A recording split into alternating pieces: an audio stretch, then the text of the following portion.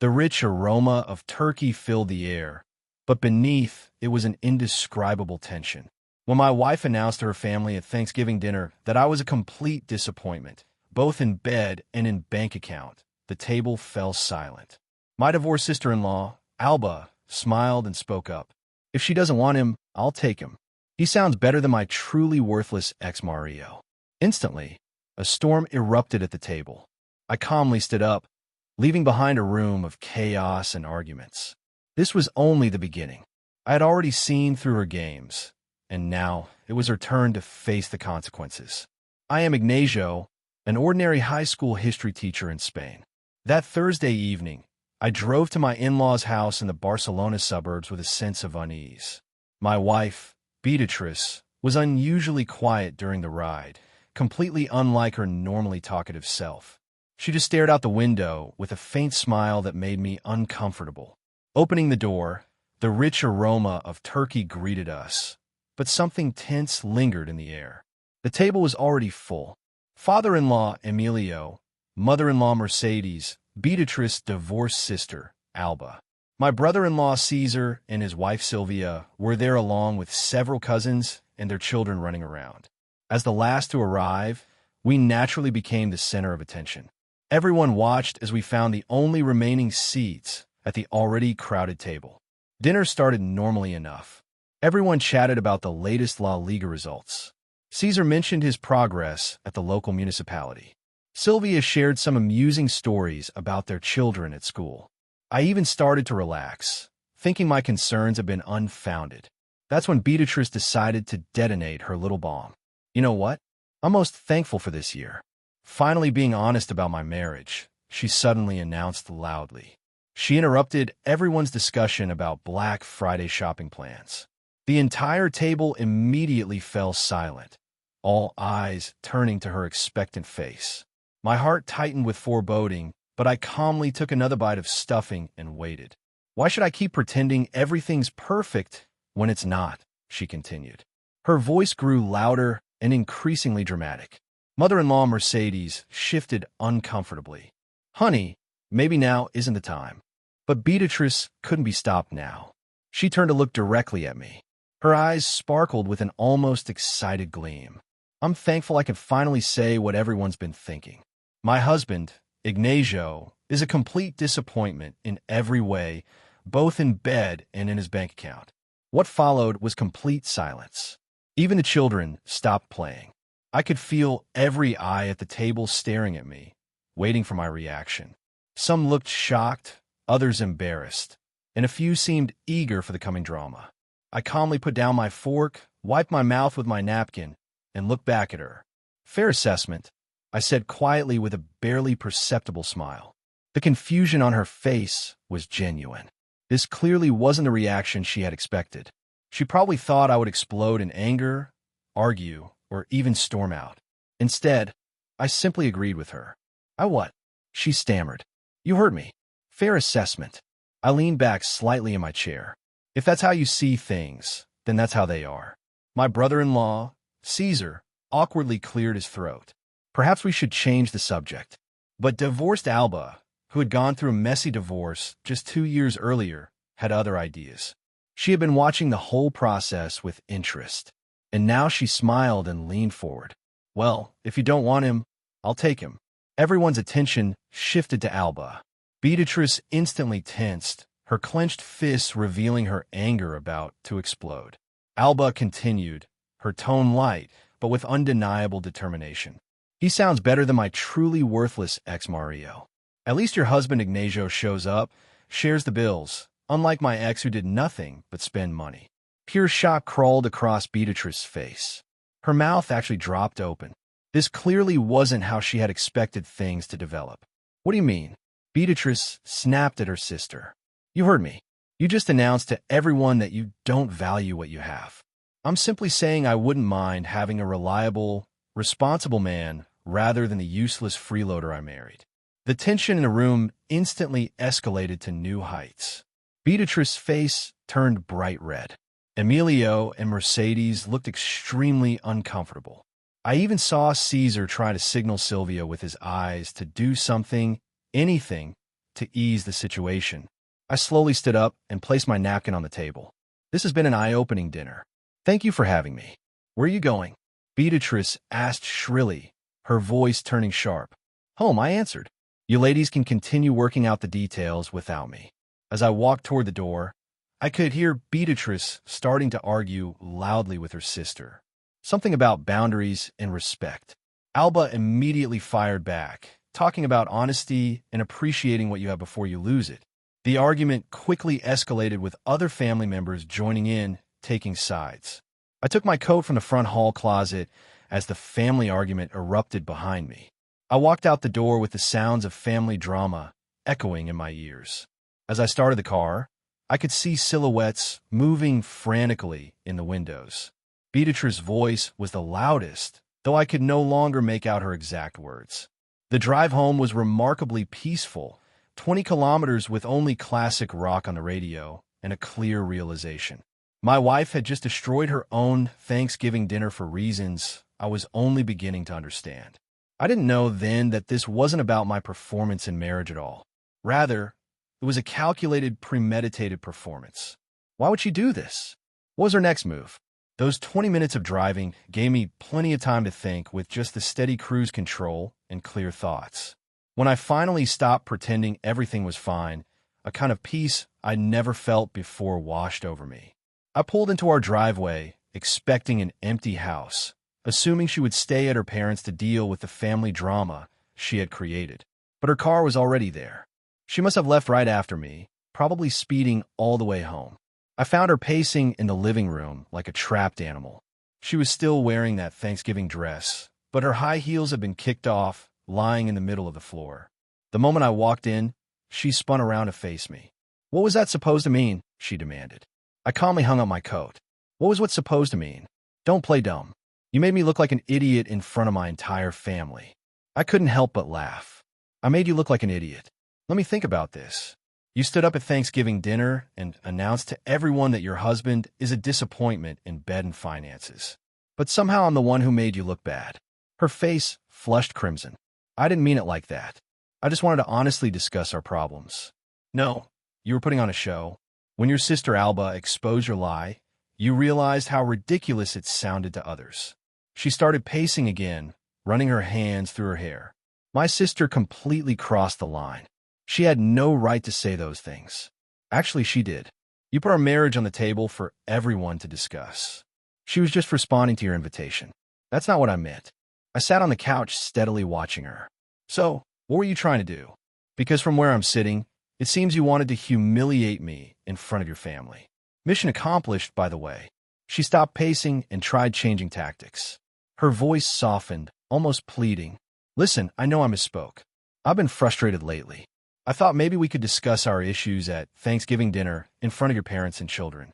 Well, maybe the timing wasn't great, but we do have problems and we never talk about them. I leaned back, studying her face. What specific problems are we talking about? She hesitated, seemingly surprised I was actually engaging in a conversation.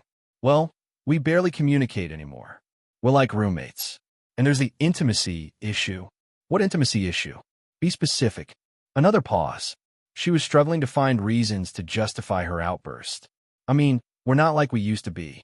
When was the last time you tried to initiate anything? Silence. When was the last time you suggested we do something together? Go out, stay in, have a real conversation that wasn't about bills or schedules.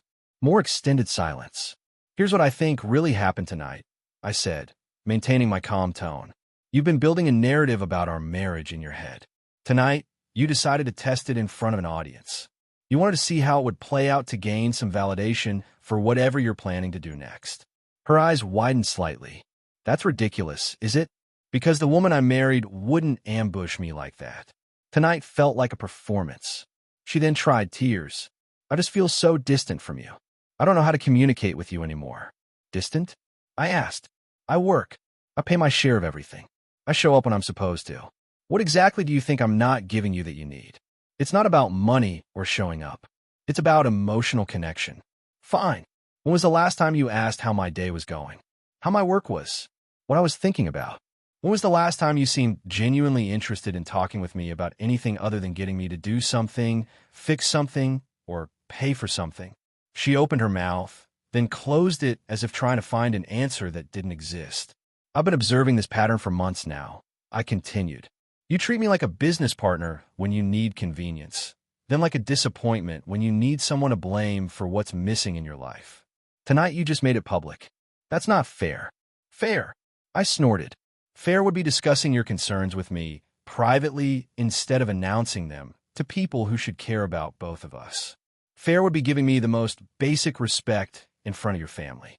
She collapsed heavily into the chair opposite me. I could see her trying to figure out her next move. The tears hadn't worked. The justifications hadn't worked. And I wasn't getting angry as she might have expected. So what now? She asked quietly. Now you sleep in the guest room, and I'll decide what I want to do next. What do you want to do? What does that mean? I stood up and walked toward the stairs. It means I'm done pretending this is working. You made that very clear tonight. You can't just make that kind of decision without consulting me. I stopped at the bottom of the stairs. Just like you didn't consult me before deciding to share our private life at Thanksgiving dinner. She had no response to that. The guest room has clean sheets. I said, see you in the morning. As I went upstairs, I could hear her starting to cry again. But this time the crying sounded different, more like genuine panic, as if she was finally realizing her actions had unexpected consequences. I closed the bedroom door, feeling an unprecedented calm. Sometimes you don't realize how much energy you're expending to maintain a facade until you finally stop pretending. The next morning, I woke to the smell of bacon and coffee. My wife had risen early and was making what appeared to be an elaborate breakfast. She had changed into an outfit she used to wear when we first started dating, the kind that made it obvious she was putting in significant effort. Good morning, she said with a forced smile as I came downstairs. I made your favorite breakfast. I poured myself a cup of coffee and sat at the kitchen table. The bacon was cooked perfectly, the eggs were ideal over easy, and there was fresh orange juice. Everything was laid out beautifully, but her intentions were too obvious. It looked good, I said neutrally. She sat across from me with her own plate, but I noticed she was barely eating, just pushing the food around while watching my face, waiting for my reaction. I was thinking, she began cautiously. Maybe this weekend we could drive up to that little inn in the mountains. You know, the one we went to for our second anniversary. Why? This question caught her off guard. Why? Because we need to reconnect for us. Yesterday evening you told your entire family I was completely disappointing. Today you want to spend a romantic weekend away. Help me understand the logic here. Her face tensed. I explained yesterday I said the wrong things. I was just upset, and it didn't come out the way I meant it to. What was it supposed to sound like? More hesitation. She really struggled to answer this question.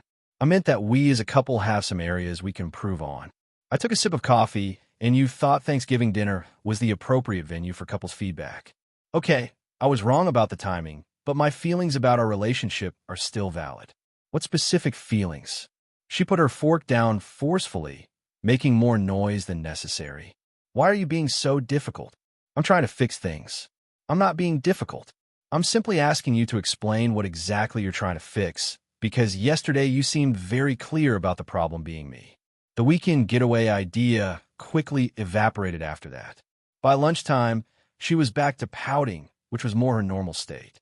She spent the entire afternoon aggressively doing laundry, slamming the washing machine lid, folding clothes as if they had personally offended her. At dinner time, she tried another approach. I was reading in the living room when she walked in, wearing a black dress I hadn't seen in months. I thought we could order takeout from that Italian restaurant you like, she said, sitting next to me on the couch, close enough that I could smell her perfume. I've already eaten. What? When? Made myself a sandwich around 5. She looked confused, as if the concept of me eating without consulting her was completely foreign. Well, you can order whatever you want. She moved a little closer, or we could cook together like we used to. I looked up from my book. What did we ever cook together? Wait, don't you remember last year on your birthday when we made that pasta? You mean when you asked me to help you cook dinner because your sister was coming over and you wanted to impress her with your culinary skills? Her face fell. You always remember things so negatively. I just remember the facts. She then tried physical contact, putting her hand on my arm. I miss how we used to be. When was that exactly? I'm trying to remember the last time you were happy to see me come home from work or asked about my day, because you genuinely wanted to know, not because you were leading up to asking me to do something. She withdrew her hand. I do care about how your day was. Yesterday was Tuesday. What happened to my job on Tuesday? Silence. Monday? More silence. What project am I currently working on? She looked down at her hands. You never tell me about your work, because whenever I start to ask, you change the subject or start talking about something else. You train me not to ask. By Sunday, her seduction and reconciliation attempts had completely transformed into something else. She was angry again, but this time with an edge of desperation. This is absurd, she declared Sunday morning as I made coffee. You're being completely unreasonable. How so? You're holding one bad moment against me forever. Everyone says things they don't mean when they're upset. How do you know you didn't mean what you said? Because it sounded pretty deliberate to me. She turned away, walking toward the door, then stopped to look at me. You know what? You're right. I do want more. I do want a husband who's passionate about building a future together, not someone who's satisfied with mediocrity. If that makes me the villain in your story, so be it. That doesn't make you a villain. It just makes you someone who married the wrong person. She gave me one last look, then left the room. I heard her footsteps going upstairs, then the sound of her bedroom door closing firmly. I turned the stove back on and continued making my dinner. The next morning, I drank my coffee alone. My phone rang. The caller ID showed my sister-in-law Alba's name, the Thanksgiving disaster instigator. Hello. I answered, curious why she would call me directly. I hope it's okay to call. I got a number from Mom's contacts. Of course. What's up? I wanted to apologize for Thursday night. The whole thing got completely out of hand. You don't need to apologize. You weren't the one who started it. No, but my if you don't want him, I'll take him comment definitely made things worse. I was so shocked by what she said that I reacted without thinking. Honestly, your response was probably the most honest thing said at that table all evening. There was a moment of silence on the other end. Can I ask you something? Go ahead. Has she been planning this? I mean, the divorce. This caught my attention. What makes you think there's going to be a divorce? Because she's been talking about it for months. To Mom, to me, to practically everyone in the family. I thought you knew. I put my coffee cup down. She's been talking about divorce for months. Yes, she's been building a case, basically telling everyone how unsupportive you are, how you don't make enough money, how you're holding back her potential. And what does everyone say? Most people just listen and try to be supportive. But honestly, many of us are confused because from the outside, you two seem fine. You attend everything. You're polite to everyone. You seem like a good guy, but she's painting a completely different picture. According to her, you're lazy and unmotivated, refusing to better yourself and dragging her down with you. I quietly processed this information. The thing is, she continued, I went through a divorce 2 years ago, remember? So, I recognize when someone is creating a narrative to justify leaving, and that's exactly what she's been doing. Has she made you support her version? Not directly, but she does bring up my situation comparing you to my ex-husband. But those comparisons never make sense because my ex truly was useless. He didn't work, didn't contribute, would disappear for days. You're nothing like that. But she's trying to create similarities. Exactly. Thursday night felt like her grand finale, like she was hoping you'd melt down and prove all her points, and instead, I just agreed with her. She laughed. By the way, that was brilliant. The look on her face when you said fair assessment was priceless. She had absolutely no idea how to handle that response. Where's she now? Still at your parents' house.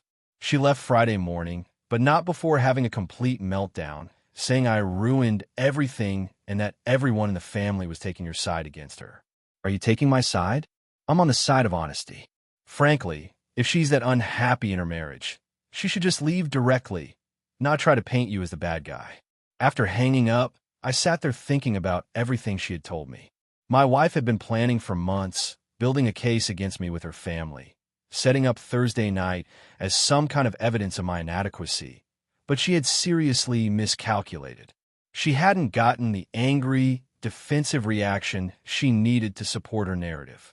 Instead, she got calm agreement. She hadn't received family support for her victim story. Instead, she was called out by her own sister. I was still thinking about this when Beatrice came downstairs. "We need to talk," she said. "Okay. I've been thinking about what you said last night about me marrying the wrong person. Maybe you're right. Maybe we just want different things in life." I nodded. "Maybe we do. So what do we do now?" "I think that depends on what you want to do." She sat across from me at the kitchen table. "I think we should consider separating for a while." "Is this a trial separation or a real separation?" "What's the difference?" "A trial separation suggests we're working on solving problems. A real separation suggests we aren't." She was quiet for a moment. "I don't know if we can solve this problem because of our fundamentally different values regarding success and ambition." "And by success and ambition, you mean money?" "I mean wanting to build something, wanting to grow, wanting more than just maintaining." "And you think I don't want those things, right?" I leaned back in my chair. "I want to be happy. I want to be with someone who values what I contribute, not just focuses on what I don't. I don't want to justify my career choices to your family at holiday dinners." "I didn't mean it that way." "That's exactly what you meant. And according to your sister, you've been doing it for months." Her face turned pale. "You talked to my sister. She called me this morning. Wanted to apologize for Thursday night." "What did she tell you?" "Everything. About how you've been building a case against me for months. How Thursday night was supposed to be your evidence. About how badly it backfired." Her face contorted with shock. "She had no right to tell you those things." "She absolutely did, especially considering how you've been using her divorce to compare us." "I have not been comparing her divorce to us. Actually, your recollection differs from hers. She remembers you comparing me to her freeloading ex-husband quite a few times." Beatrice's face crumpled. "I was just trying to understand my situation." "Your situation, not our situation." "Your situation." "Yes, my situation. I'm the unhappy one." "Then leave." The words hung between us. "What? If you're this unhappy, if I'm such a disappointment, if you've been planning this for months anyway, then leave. Stop trying to put the responsibility on me. Just go." "I can't just leave like that. There are legal considerations, financial implications." "Ah, I see. What does that mean?" "Your real reason is that you've been building a case rather than directly filing for divorce. You wanted me to be the bad guy so you could get a better settlement." "That's not what I meant. I mean, I need to think about my future." "Your future, not our future." She was crying now, but these weren't the manipulative tears from before. This was more like genuine panic. "I don't know what to do anymore," she sobbed. "I thought if you could see how much potential you're wasting. You thought you could change me into someone else. Someone who earns more money. Someone who cares about the same social status you do. What's wrong with wanting more? Being married to someone, yet thinking you can change them. That's wrong. Pretending to work on saving a marriage while planning divorce. That's wrong. And yes, ambushing your husband at Thanksgiving dinner because your manipulation isn't moving fast enough. That's definitely wrong." She wiped her eyes. "So what now? Now you decide what you really want.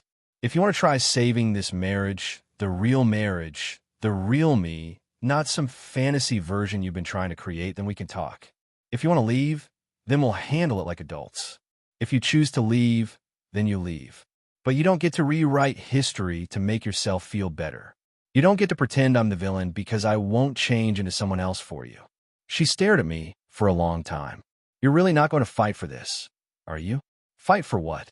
"Fight to convince you I'm worth loving despite not earning enough, despite not being who you've decided I should be." She looked down at her hands. "What if I see it differently? What if I see it as fighting for us to have a better future?" "By better future, you mean what exactly?" "More money, more status. I already pay my share. I already show up to everything. I show up to family events. Even when your mother spends the entire time criticizing my career choices. If better future means me becoming someone I'm not, I don't see the point." She got up and walked toward the stairs, then turned to look at me. "I don't know how we ended up here." "Yes, you do," I replied. 3 weeks later, she made her choice. I came home from work to find her sitting in the living room with a stack of papers. "I filed for divorce," she said simply. "Okay."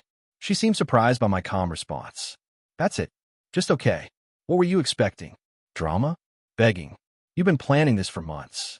I thought you might try to change my mind. Why would I try to convince someone who doesn't want to be here to stay?" The divorce process was smoother than I expected. She tried to use my lack of ambition against me, but when lawyers asked for specific evidence, those accusations couldn't stand. Alba's testimony also confirmed my contributions to the household. Thursday night became evidence against her rather than against me. At our final settlement meeting, she made one last attempt to manipulate me. "I gave you the best years of my life," she said tearfully. "When you were just starting your career, I supported you. I gave you my best years too," I replied. "I showed up every day, paid my share of expenses, respected you. You didn't value these things, but that doesn't mean they had no value." 6 months later, I sat in my kitchen. Now, just my kitchen, drinking coffee and reading the news. My phone rang. The caller ID showed my former sister-in-law Alba's name. "Have you heard? She's dating that real estate agent from her gym. The one with the BMW and the big house. Thought you should know. She's been posting photos of expensive dinners all over social media." I replied, "I wish her well. Are you happy?" Alba texted next. Looking around the quiet house, I realized I felt lighter than I had in years. There was a book I actually wanted to read on the counter. The air lacked tension. No more waiting for the next criticism or manipulation. "Yes," I replied.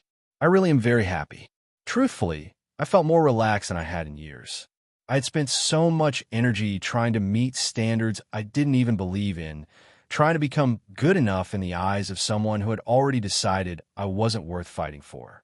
I still did the same job, earned the same salary, drove the same car. But now, these things felt like my choices, not my failures. I wasn't wealthy, but I was content. I wasn't climbing any corporate ladder, but I also didn't feel pressure to impress people who didn't matter.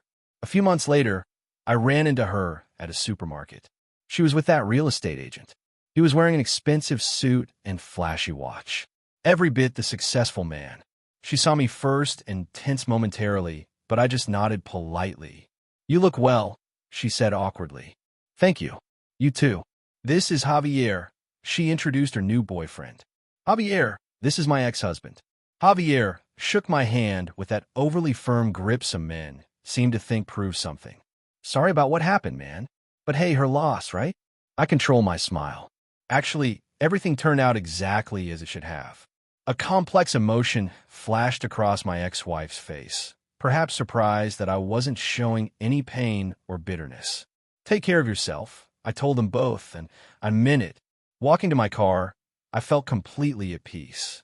She had once thought she destroyed me. Little did she know, she had only helped me cut away the restraints. I no longer needed to prove anything to anyone. To me, this freedom was worth more than any BMW or expensive watch. Please leave a comment about the video, and remember to subscribe to the Echo Tales YouTube channel.